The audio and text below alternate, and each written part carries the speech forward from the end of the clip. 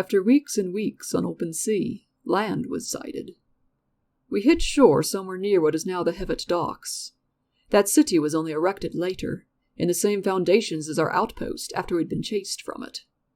Being a scout, I was one of the first dropped off on the beach, before the ships themselves were brought in. It was after nightfall. The white softness of the sand was strange, and I even took off my boots to see what it felt like between my toes.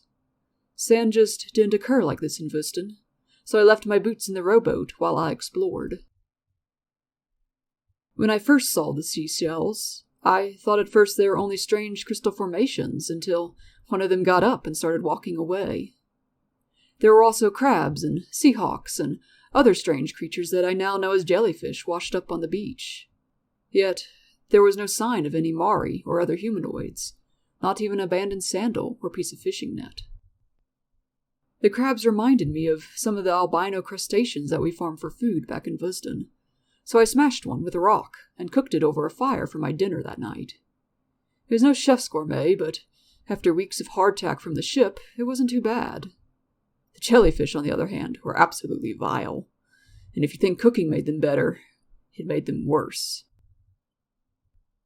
After spending a night and a day on the deserted beach, I reported back to the ship with the all clear. The ships were brought right up onto the beach, and after everything useful had been unloaded, they were burned. There would be no getting back to Vusden that way. Oddly enough, no one thought much about it. We were Akamari, the strongest race in existence, too strong to need a retreat, and besides, we were under orders. The army set up camp on the beach that night, in spots that I and the other scouts had confirmed as being secure and out of sight. Yet, there was no rest for us scouts. We got to scale the cliffs and continue into the rest of the mountains. The clanging heights are high, and while they have enough trees that they are comfortable enough to agoraphobic Akamari, the air is still very thin and hard to breathe. Here I was, a trained and conditioned seeker, and just hiking for a mile in those mountains winded me. I remember thinking this would be very bad for the rest of the soldiers if they had to fight up here. We had to get down out of the mountains, and quickly. It would not be that easy, of course, as we had objectives in the mountains.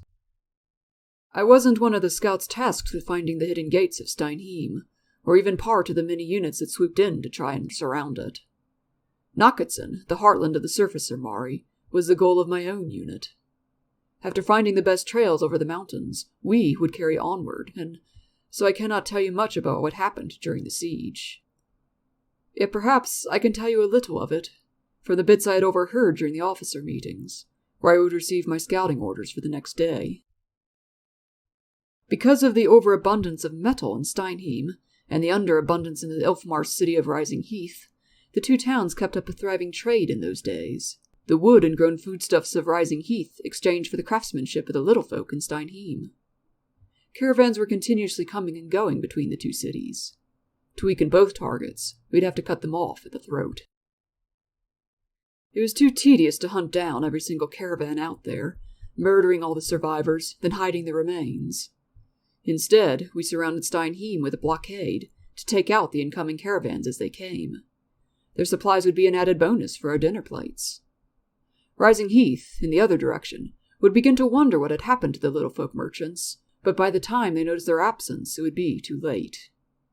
In the meantime, Steinheim would begin to starve, and Rising Heath would be deprived of the legendary little folk weapons. That was the plan, at least. As I understand it now, the stout defenders of Steinheim surprised us, using great machines to collapse the mountain floor under our feet. Yet, it was only one arm in the great assault.